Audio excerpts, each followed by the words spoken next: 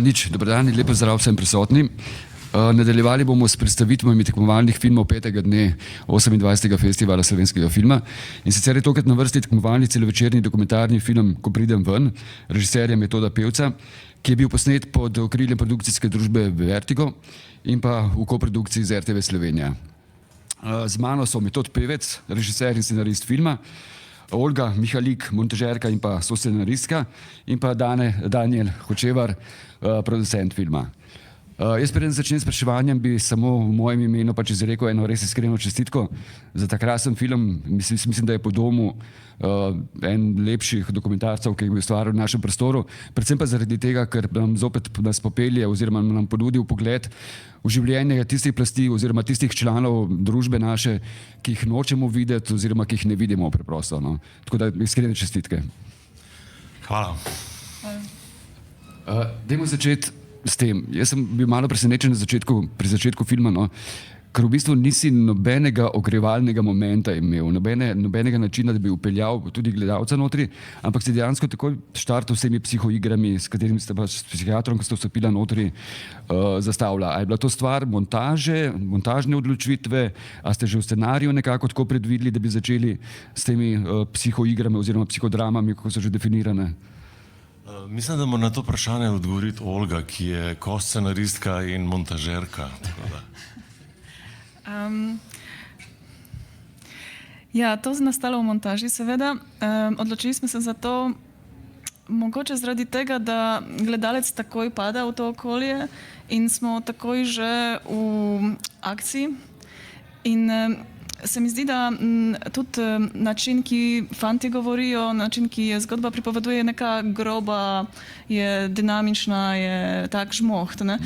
In se nam zdelo, da mogoče neka ta taka navadna poetika, ki začnemo s širokim kadrem, pride zapornik, odpre vrata, da to ni ta žanr, to ni to čustvo. Ne? In fanti nosijo tako energijo, ki ne bi se to srečalo lepo. Jaz bi dopolnil s tem, da mi dva sva bila dosti pogumna v montaži, tudi, kako bi rekel, pogumna in pridna, ker sva najprej zmontirala neke sklope in je bil film dolg 4 ure, ne? Če ne več. In v tisti fazi smo prosili producenta, če lahko angažira enega svetovalca, to je Ivo Trajkov, ki je profesor montaže na FAMU v Pragi, s katerim sem jaz že sodeloval in on je specializiran za svetovanje v montaži, sploh dokumentarnih filmov. Tako da sva pravzaprav, ko sva njega povabila, ko smo mu poslali to za pogledati in ko je prišel, je bil to seveda prvi test materijala in kako bi rekel, in nam je bilo zelo pomembno, da dobiva prvi odziv takrat, ko so stvari še zelo ohlapne, zelo grobe.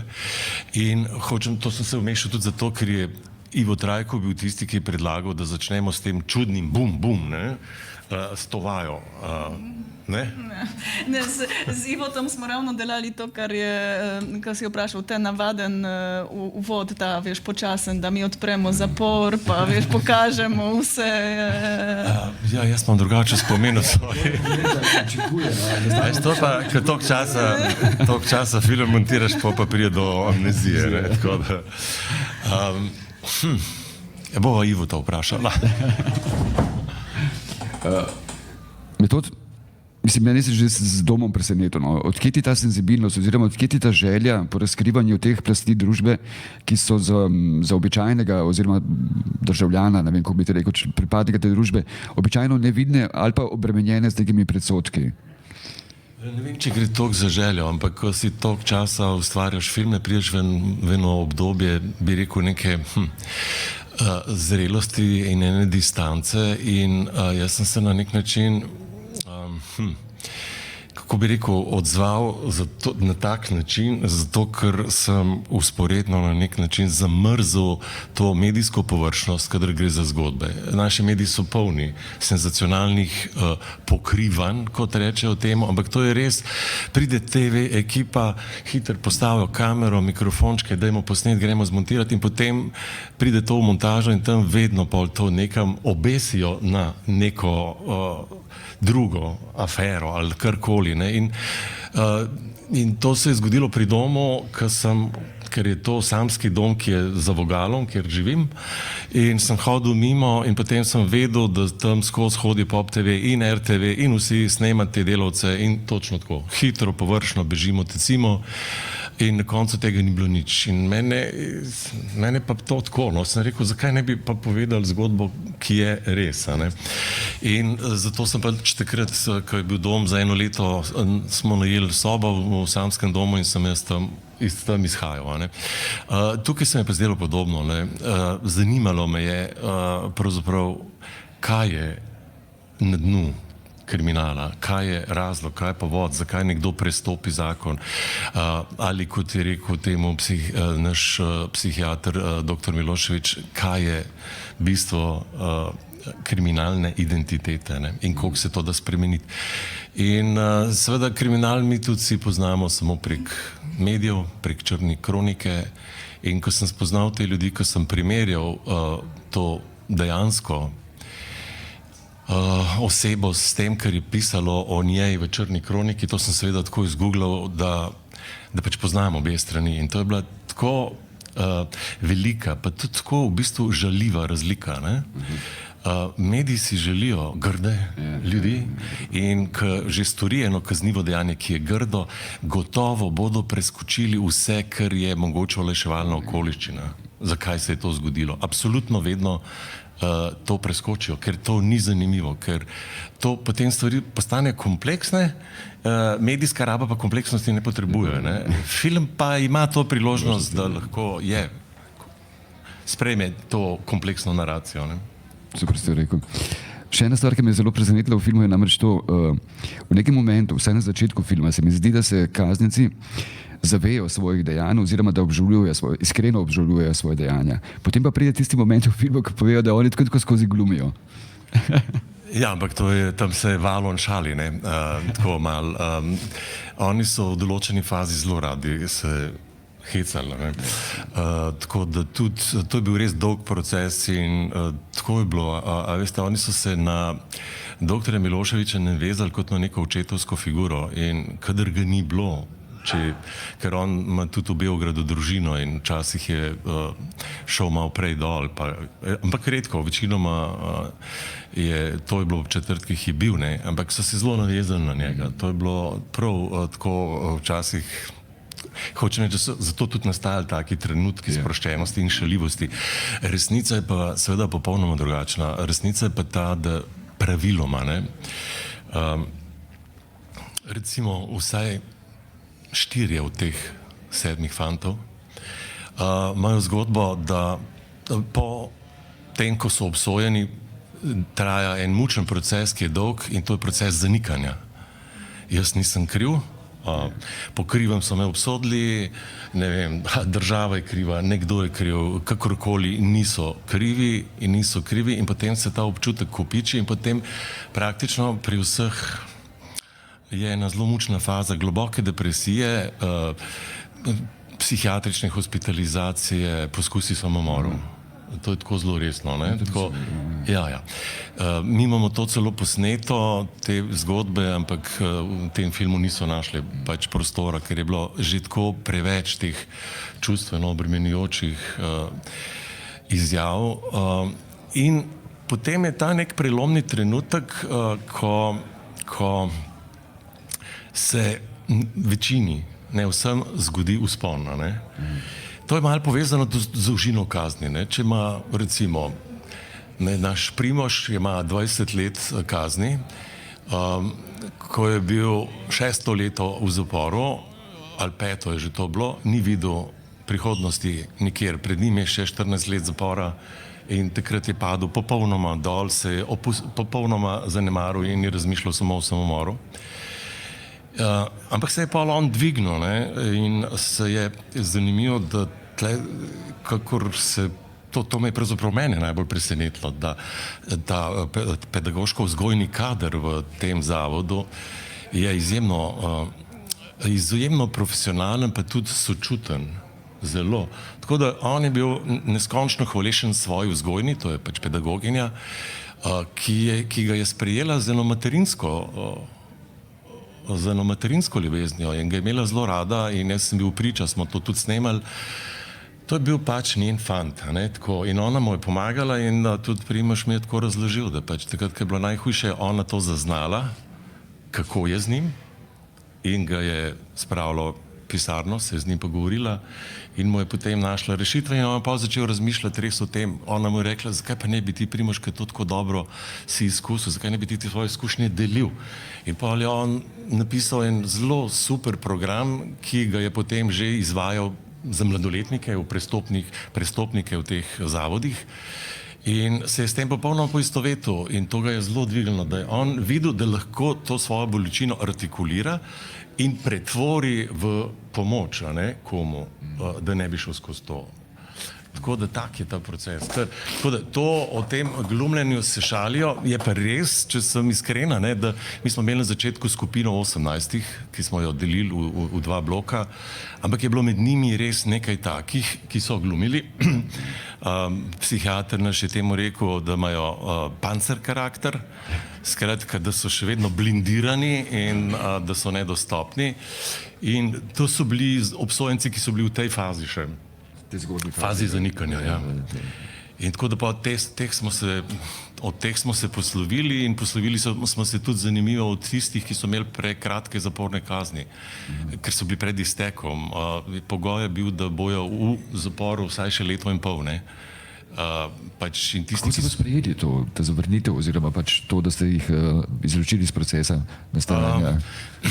V bistvu je tako bilo, da smo, bili so zelo različni tudi razlogi, ne. V enem primeru je tudi zavod rekel, lahko izbiraš med tema dvema, obeh ne smeš imeti v skupini, ker sta bila komplica pri dejanju, za katerega sedita in se takih stvari zelo bojijo, ker to poslabša varnostne razmere.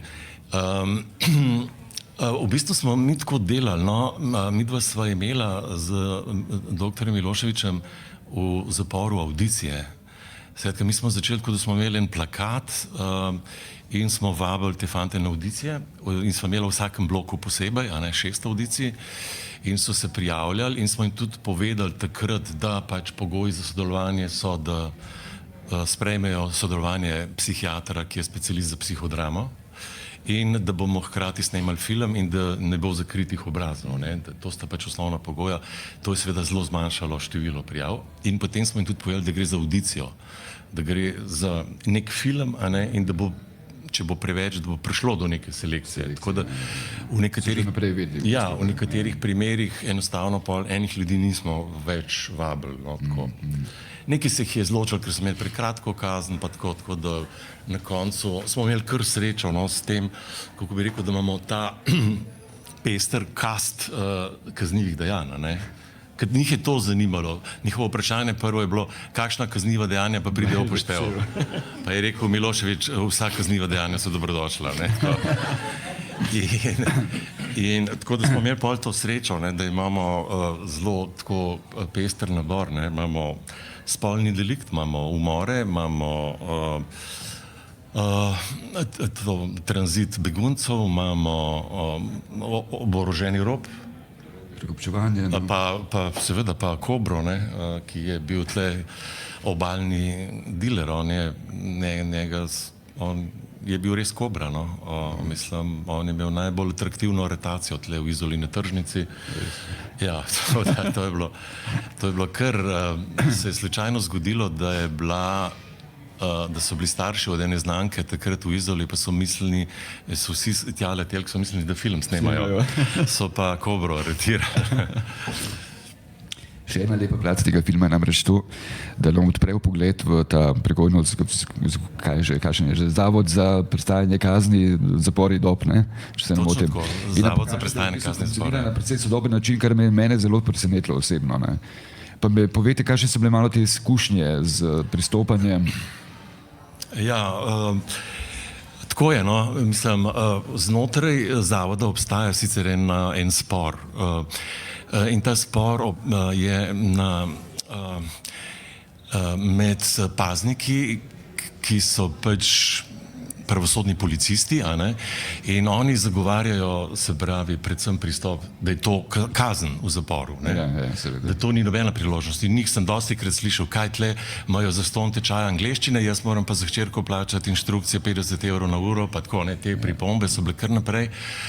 Medtem ko direktor in ta vzgojni kader, vključno seveda z našo Lidijo, ki je vodja tretmaja, vodja vsega tega dela, pa nasprotno, pa zagovarjajo zelo sodobno penološko stališče, da je to tudi rehabilitacija, da je treba obsojencu ponuditi priložnost, da se, tako da je tako, oni se trudijo, da noben obsojenec ne bi sedel brez dela, da bi bil samo odležal dobesedno to kazen, čeprav je kar nekaj takih, ker mogoče bomo kaj govorili o teh drogah v zaporu, ki je to nekaj zelo specifičnega, tako da imajo vsi, dobijo ponudbo šole. To ni tako, zelo različni programi so, ki so prilagojeni, ampak oni dobijo nek certifikat. To so, ja, tako da naš Viktor je hodil v srednjo logistično šolo, v zaporu. On je tehnik po izobrazbi, strojni tehnik. Nadaljavo ali kako to izvajajo? Ne. Ko pridete na Dob noter, je desna stavba, ki se je reče šola, in v tej šoli je nekih 4-5 učilnic. To je šola. Ja, to je šola.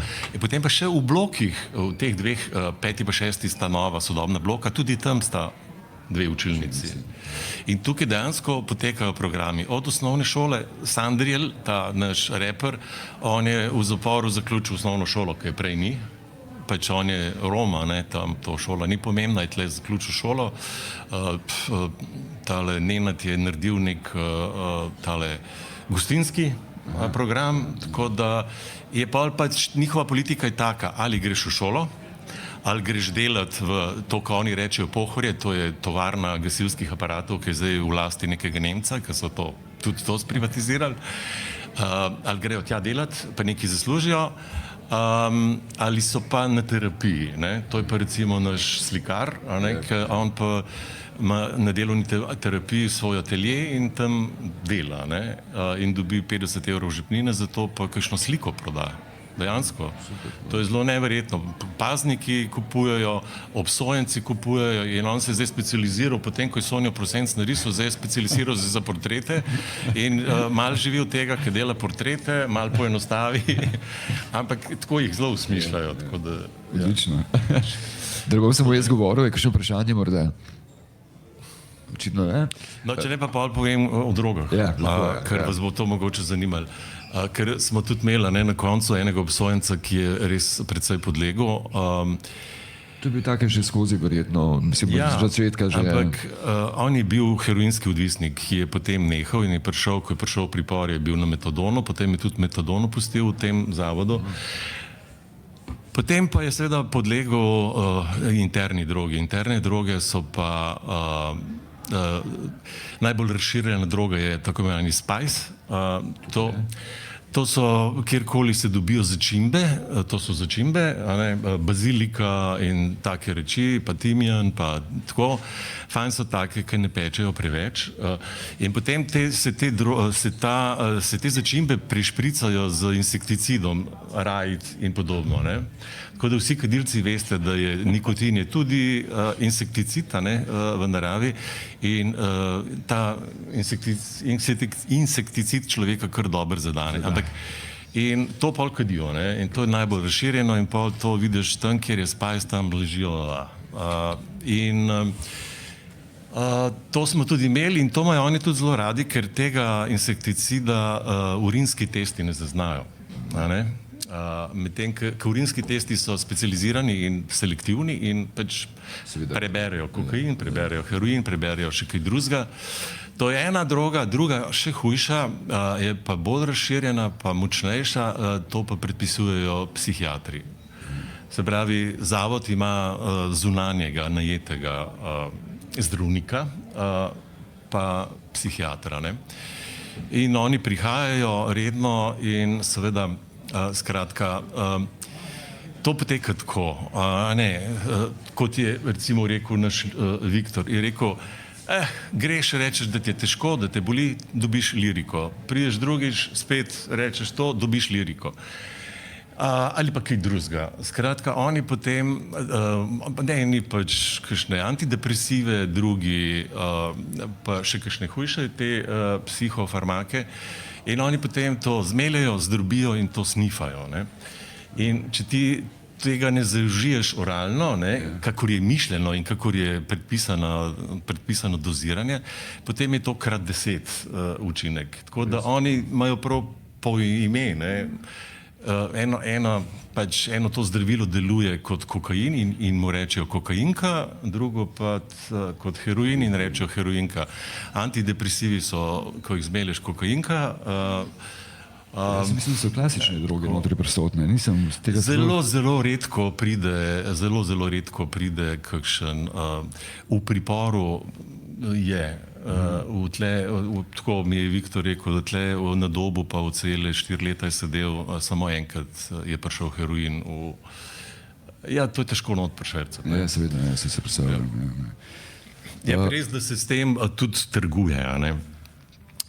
Ampak to je klasična menjava cigarete, droga. Ne, to je tako, da recimo imeli smo enega Črnogorca, ki smo se ga pa tudi poslovili, ki je pač on ni nikoli imel nobenih težav tovrstnih, pač pa je vedno hodil na terapijo, kot se temu reče, in je prosil, je rekel, da ne more spati in je dobil Sanval in Sanval je tudi eno teh drogic, ki se, če se užije drugače, zelo deluje in pa to preprodajajo. Se pravi, on je šel zato, da bo to unovčil nekje in tako, to je taka neka izmenjava, pa ne samo tako, tudi prav z denarjem, tako da se pač trži to, kar se noter dobi in tega je dosti. Zdaj ti psihiatri pa tam v zavode, pa se veste, vendar je ta politika, da hoče imeti mir, da ni, pač bojijo se izgredov in podobno. Ker tako morate vedeti, ti obsojenci, ki jih imamo mi, so tako rekoč, kako bi rekel, v tem, to so tako rekoč intelektualci tega zapora. Treba je vedeti, da zdaj je na Dobu že več kot tretjina obsojencev so tujci. Takrat, ko je pač Janševa vlada spremenila, poostrila zakon na tem področju, se pravi, so zelo visoke kazni in je zelo veliko je bilo obsojencev noter, ki so noter, ali so migranti, ali pa so se z migranti ukvarjali. In to je 1/3, to so, že ko vidiš, to so ljudje, ki imajo drugo barvo kože in ko prideš... In tako visoke kazni, da ostanejo potem po... Ja, to je, naš Viktor je to, kombi vozil 4 leta. Pa naš kitarist, krasen tip, ima ta glasba, ki je na koncu, on je Bolgar. On ima firmo za snemanje poroki in pogrebov. In je bil zaprt, tam njega so on je dobil premostitev v Bolgarijo. Ampak ja, pameten fant, izvrstni musikant, ampak priložnost, da bi nekaj zaslužil in pa se boš tam kombi pelo, pa v Črnogorci tudi, Nikšič, tako da smo imeli 3 take, ki sicer zdaj samo Viktor nastopil v filmu, ampak tega je zelo veliko. In to je tako, pa je nekaj obsojencev, ki so pa tako, sploh na delovni terapiji, ki so tako malo na meji, da ne veš, a so prav tukaj, ali bi bilo božje, da bi bili na kakšni psihiatriji. Tega je tudi veliko. Tako, ko prideš v Dob, zdaj ti skozi okno kričijo, to ni zapor, to je azil, recimo, ker to je prvi blok, je tak, tam je strogo, in tam je 2-krat zamreženo in tam so ljudje, ki skozi okno se derejo, kdorkoli gre mimo, to je folklora, in to zdaj se derejo, trenutno se derejo, to ni zapor, to je azil, pa še kakšne druge stvari. Tega, ker je toliko tujcev? Ja, to je...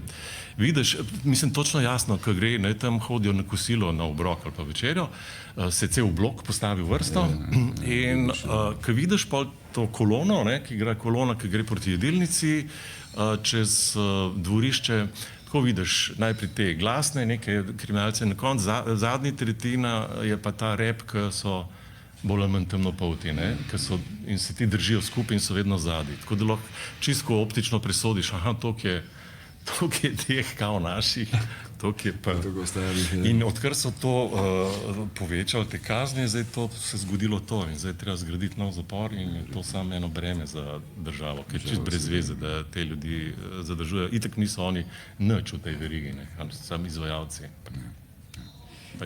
Ampak to je problem, itak je tudi pri drogah. Ja, seveda. Včeraj si mi omenil še eno zelo zanimivo stvar, namreč, da ste imeli toliko materijala na koncu, da planiraš še en dodaten projekt, kot neko nadgradnjo v bistvu, ali pa odvod tega. Kdo? Daniel? Dane pa Olga. Dane niti ne poznam materijala. Ja, jaz ne poznam sicer materijala, ampak ja, že dost v fazi montaže je Metod večkrat omenil, da bi bilo smiselno najti način, kako še drugače izkoristiti ta material, ki je zelo zanimiv, ki pa zaradi raznih razlogov, predvsem vsebinskih, pa seveda tudi časovnih, ne paše v sam film. In smo se pač pol nekako pogovarjali o tem, da bi koncipirali in potem tudi sta Metod in Olga to naredila eno serijo 6 epizodah po 50 minut, ker tega materiala je res veliko, kjer bi na nek drug način tretirali in te obsojence in vse to, kar se zgodi njim v zaporu in v vsaki epizodi dodali še nekaj vsebinskega v smislu neke zaporske rutine in tako naprej. Tako da bo ta serija, ko bo narejena, precej drugačna kot film. Ne bo tista, rečemo, klasična, pa najbolj enostavna oblika, dajmo mi zdaj malo podaljšati, pa pač bomo imeli, ker imamo toliko materijala, ne. Mislim, tudi zato so neki drugi razlogi, ampak potem ne poveste, kaj je Metod pa Olga, ampak predvsem to, no. In zdaj za ta projekt smo tudi uspeli zagotoviti neka sredstva, tako da bo v bistvu zdaj takoj šel v realizacijo, v montažo in zadnji del bo pa Metod, to pa vidva povejta. Ja, 6. epizodo bi pa posneli čisto na novo, to bi bila epizoda, v kateri ki se bi reklo 2 leti kasneje. Tako da bi v bistvu da bi pravzaprav čekirali, kje so zdaj. Ne? Se pravi, v filmu so oni nekaj obljubili, čez 2 leti jih pa preverimo, kje so, ne? Ker se bistveno spremeni. Nekateri so že zunaj, nekateri so na tem, da igrajo ven, nekateri imajo odprti oddelek in tako naprej. 2 od teh fantov imata že punci, imata partnerki in to so se neke stvari, ki so tako zanimivo vprašanje, kam gre, pa kaj mi je mogoče ta proces tudi prinesel, če smo se že toliko časa šli. Je pa še ena reč, še en motiv pri tem je pa to, da si ti fantje zelo želijo tega. Zelo si želijo, da bi bila to nadaljevanka. Oni so pravzaprav prvi me začeli nagovarjati. To je po eni strani zato, ker to niso fantje, ki bi zrasli s kinom, ampak so rasli s televizijo in jim to na nek način bolj prezentno. Ker sem njim rekel, da bo to v kinu, to jim je bilo čudno. Kaj bo za film v kinu tak, kaj bojo oni tam. To je ena stvar. In zato oni se tega zelo želijo. Je pa treba vedeti eno reč, ki mogoče nismo rekli, pa ki je zelo pomembna, ker tudi jaz na začetku nisem razumel, kaj je pravzaprav njihova motivacija za sodelovanje. Pa za tako iskreno sodelovanje tudi. In pa sem počasi ugotovil, kaj to je, da so v bistvu ta film doživeli, oni razumeli in sprejeli kot neke vrste osebno spoved, ki pa hkrati zaveza.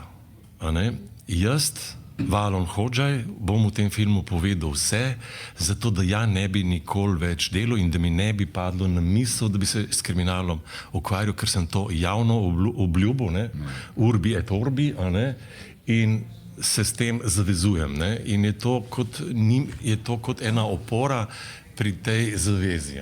V bistvu se mi je zdel fajn, ker se mi je zdel, da imajo pač nek motiv, ki je specifičen, ampak ki pa je avtentičen in njihov in popolnoma sprejemljiv. To je tudi en dodatni razlog. Oni si želijo, da to pride na televizijo, na ta način malo bolj obširen. Mislim, ker tle v filmu so njihove zgodbe vendarle zelo omejene.